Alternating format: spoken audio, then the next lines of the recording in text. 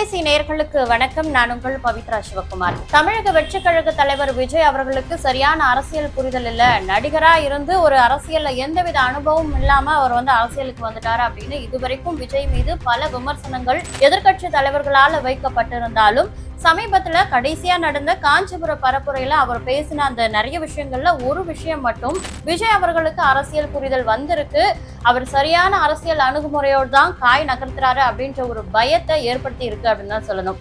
எங்க கட்சி ஒன்றும் சங்கரமடம் இல்லைன்னு சொன்னது யாரு? யார் சொன்னாங்க? ஏன் சொன்னாங்க? எதுக்கு சொன்னாங்க? இப்போ உங்க கட்சியில என்ன நடந்துகிட்டு இருக்குது? இந்த காணொலியில விளக்கமா பார்க்க போறோம்.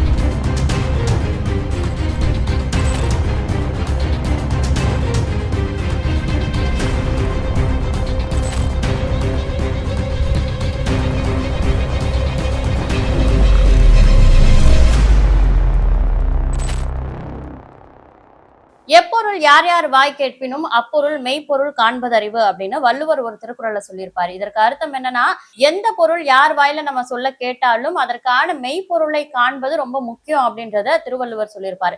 அதே போலதான் விஜய் அவர்களுடைய கடைசியா பேசின அந்த காஞ்சிபுரம் பரப்புரையில இருக்கக்கூடிய பேச்சுக்களையும் நம்ம டீகோட் பண்ண வேண்டிய அவசியம் ஏற்பட்டிருக்கு. கரூர் சம்பவத்தை தொடர்ந்து விஜயோட பரப்புரைகள் அடுத்தடுத்து நடக்குமா, இல்ல விஜயோட அரசியல் வாழ்க்கைக்கு இதுதான் முற்றுப்புள்ளையா அப்படின்ற மாதிரி நிறைய கேள்விகள் சோசியல் மீடியால பேசப்பட்டு இருந்தாலும் சீக்கிரத்திலேயே அதுல இருந்து மீண்டு எழுந்து வந்த விஜய் சேலத்துல மாநாடு நடத்துவதற்கான அனுமதியை கோரி அந்த வேலைகள்ல ஈடுபட்டிருந்தாரு. டிசம்பர் 4ஆம் தேதி சேலத்துல இருக்கக்கூடிய சீலநாயக்கன்பட்டி, போஸ் மைதானம், அப்புறம் இன்னும் ஒரு சில மைதானங்கள்ல அனுமதி கேட்டிருக்கிறதா தகவல் வந்திருந்தது. சேலத்துலதான் விஜய் அவர்களை கரூர் சம்பவத்திற்கு அப்புறமா மக்கள் முதன்முறையா பார்க்க போறாங்க மீண்டும் அப்படின்னு எல்லாரும் நினைச்சிட்டு இருக்க நேரத்துல எதிர்பாராத விதமா காஞ்சிபுரத்துல ஒரு மக்கள் சந்திப்பு அப்படின்ற ஒரு தகவல் வருது. எங்க அப்படின்னு பாத்தீங்கன்னா, காஞ்சிபுரத்துல இருக்கக்கூடிய ஜேபிஆர் கல்லூரி வளாகத்துலதான் இந்த சந்திப்பு நடந்துச்சு. இந்த சந்திப்புல முதல்ல பேச ஆரம்பிச்ச உடனே அவர் எம்ஜிஆருடைய பாடல்களை மேற்கோள் காட்டி, எம்ஜிஆர் அண்ணாவால வளர்த்தெடுக்கப்பட்ட கட்சி இப்ப இவங்களுடைய கையில எல்லாம் மாட்டிக்கிட்டு சீரழிது அப்படின்ற மாதிரி எப்பொழுதும் போல திமுகவை கடுமையாக வசைப்பாட தொடங்கினாரு. அதிலும் குறிப்பா நம்ம பார்க்க வேண்டிய விஷயம் என்னன்னா, இதுவரைக்கும் ஸ்டாலின் அங்கிள் அப்படின்னு முதல்வர் அவர்களை நேரடியாக தாக்கி பேசிய விஜய் இதுவரைக்கும் திமுகவின் தலைவராக இருக்கக்கூடிய கருணாநிதி அவர்கள் குறித்து நேரடியா எந்த விமர்சனமும் வைக்காம இருந்தாரு. ஆனா இந்த பரப்புரையில அதை முறியடிச்சு அவர் மீதும் ஒரு விமர்சனத்தை வச்சிருக்காரு. அதுவும் குறிப்பா காஞ்சிபுரத்துல எதற்காக அந்த விமர்சனத்தை வைக்கணும்? அவர் நம்ம முன்னாடியே சொன்னது போல மெய்ப்பொருள் காண்பது அறிவுன்னுவாங்கல்ல, அது போல அங்க ஒரு விஷயம் பேசியிருக்காரு. அந்த இடத்துல அந்த விஷயம் குறித்து எதற்காக பேசணும் அப்படின்றதா எல்லாருக்கும் எழக்கூடிய ஒரு கேள்வியா இருக்கு. அது மட்டும் இல்லாம இந்த ஒரு கேள்வியும் விமர்சனமும் தான் விஜய்க்கு புரிதல், அரசியல் புரிதல் வந்திருக்கு அப்படின்றத உணர்த்தக்கூடியதா இருக்கு. அது என்னன்னா, திமுகவை கடுமையா சாடிட்டு இருந்த விஜய் அதன் பேச்சின் தொடர்ச்சியா திமுகவுன்னு சங்கர மடம் இல்லை அப்படின்னு சொன்னவங்க தானே நீங்க. இப்ப நீங்க என்ன பண்ணிட்டு இருக்கீங்க? கொள்கைகள்லாம் வெறும் அண்டர் கிரவுண்ட்ல தூங்கிக்கிட்டு இருக்கு அப்படின்ற மாதிரி நிறைய விமர்சனங்கள் வச்சாரு.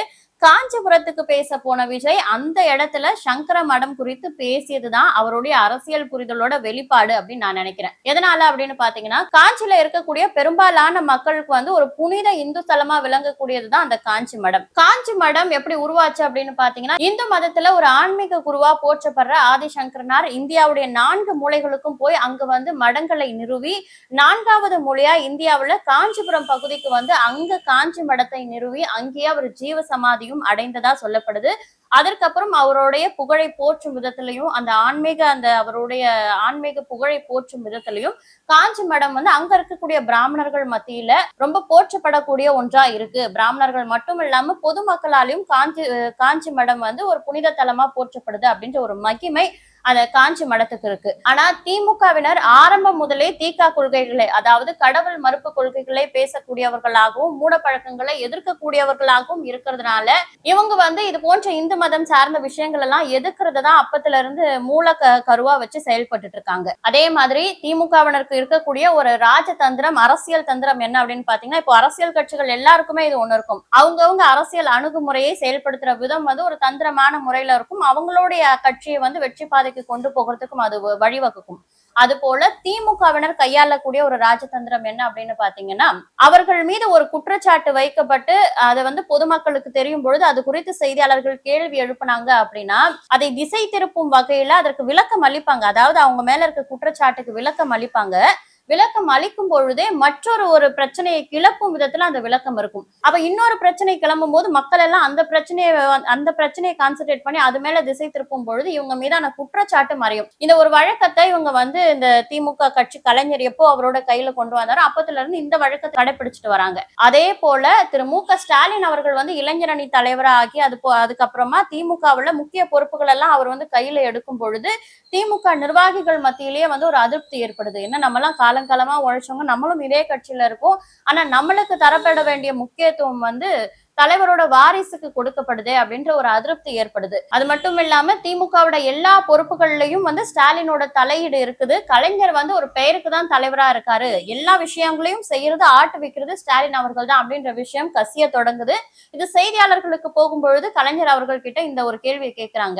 இது வாரிசு அரசியல் போல இருக்குது, ஸ்டாலின் அவர்கள் தான் அடுத்த தலைவர் என்ற செய்திகள் வந்து உங்களுடைய தொண்டர்கள் மத்தியில ஒரு அதிருப்தியை ஏற்படுத்திருக்கிறதா நியூஸ் வந்திருக்கே அப்படின்னு செய்தியாளர்கள் கேட்கும் பொழுது அந்த விஷயத்தை திசை திருப்பும் வகையில் ஒரு விளக்கத்தை கொடுக்கிறாரு திரு கலைஞர் அவர்கள். என்ன சொல்றாருன்னா, திமுக வந்து சங்கர மடம் கிடையாது, எனக்கு அடுத்தது நான் ஸ்டாலினை போடுறதுக்கு அப்படின்னு ஒரு விளக்கத்தை கொடுக்கிறாரு. எதனால இந்த விளக்கத்தை கொடுக்கிறாருன்னா, சங்கர மடத்துல வந்து ஒரு மடாதிபதி உயிரோடு இருக்கும் பொழுதே அவருக்கு அடுத்து யார் வந்து மடத்தை ஆளணும், மடாதிபதியா இருக்கணும் அப்படின்றது அந்த மூத்த மடாதிபதி உயிரோடு இருக்கும் பொழுதே அவரை தேர்வு செய்து அவருக்கு முடிசூட்டும் விழா அங்க நடைபெற்று அவர் மடாதிபதியா ஆக்கப்படுவாரு. அடுத்தது அவர் யாரை கை காற்றாரோ இது போன்ற ஒரு விஷயம், இது போன்ற ஒரு நடைமுறை சங்கர மடத்தில் இருக்கிறதால அதை சுட்டி காட்டும் விதத்துல இவர் வந்து இப்படி ஒரு விமர்சனத்தை வைக்கிறாரு, திமுகவனும் சங்கர மடம் கிடையாது அப்படின்னு சொல்லிட்டு. அப்படி சொன்னவர் அதற்கு அப்புறமா கொஞ்சம் சிறிது காலத்திலேயே வந்து என்னுடைய வாரிசு அரசியல் ஸ்டாலின் தான் அப்படின்ற ஒரு அறிவிப்பை வெளியிடுறாரு. இது குறித்து எல்லாரும் அவர்கிட்ட போய் கேள்வி எழுப்புறாங்க. நீங்க வந்து சங்கர மடம் இல்லைன்னு சொன்னீங்களே, ஆனா இப்ப பண்ணிருக்கக்கூடிய விஷயங்கள் அப்படித்தானே இருக்கு அப்படின்னு சொல்லிட்டு திமுக நிர்வாகிகள் கிட்ட செய்தியாளர்கள் கேள்வி எழுப்பும் பொழுது டி.கே.எஸ். இளங்கோவன் அவர்கள் கொடுக்கக்கூடிய ஒரு நூதன விளக்கம் என்னவா இருக்குன்னா, அவர் ஒன்னும் கட்சியோட தலைவர்னு ஸ்டாலின் அவர்களை சொல்லல, அரசியல் வாரிசு அப்படின்னு தானே சொன்னாரு அப்படின்னு சொல்றாங்க. அரசியல் வாரிசு தானே சொன்னாரு அப்படின்னு சொல்ற விதத்துல அங்க ஒரு வாரிசு அரசியலை திமுகவினர் செய்திருக்காங்க. இப்படி இந்துக்களுடைய புனித தலமா இருக்கக்கூடிய சங்கர மடத்தை வைத்து ஒரு அரசியல் பேச்சை கலைஞர் அவர்கள் செய்தது அன்றைய காலகட்டத்துல காஞ்சி பகுதியில் உள்ள மக்களை வந்து பெரித அளவுல ஒரு கோபத்திற்கு ஆழ்த்தியது, திமுக மீதான ஒரு அதிருப்தியை கொண்டு வந்தது அப்படின்றது இது வரைக்கும் இருக்கக்கூடிய அரசியல் வரலாறு. விஜய் அவர்கள் காஞ்சிபுரத்துக்கு போய் பேசும்பொழுது காஞ்சிபுரத்துல அந்த பாலாறு விஷயங்கள் குறித்து பேசினதும் பரந்தூர் விமான நிலையம் குறித்து பேசினதும் சரிதான். ஆனா முந்தைய விஷயங்களை கலரும் விதத்துல ஆல்ரெடி அந்த விஷயம் மறந்து போய் இப்ப இருக்கக்கூடிய இளம் தலைமுறையினருக்கு வந்து இது தெரியாம கூட இருக்கலாம். ஆனா அவங்களுக்கும் இந்த விஷயத்தை கற்பிக்கும் விதத்துல விஜய் வந்து அந்த சங்கர மடம் குறித்த நிகழ்வை நினைவு கூர்ந்து, சங்கர மடம் இல்ல திமுகன்னு சொன்னவங்க தானே நீங்க அப்படின்னு விஜய் அவர்கள் சொன்னதுதான் அவரு ஒரு சரியான காய் நகர்த்தலை அரசியலில் செய்கிறார். எந்த இடத்துல எந்த விஷயத்தை பத்தி மக்கள் கிட்ட பேசினா அது திமுக மீதான மிகப்பெரிய அதிருப்தியை உருவாக்கும் அப்படின்றத நன்கு புரிஞ்சுக்கிட்ட விஜய் காஞ்சிபுரத்துக்கு போய் சங்கர மடம் குறித்த திமுகவின் விமர்சனத்தை பேசி மக்கள் மத்தியில ஒரு தூண்டுதலை ஏற்படுத்துறாரு.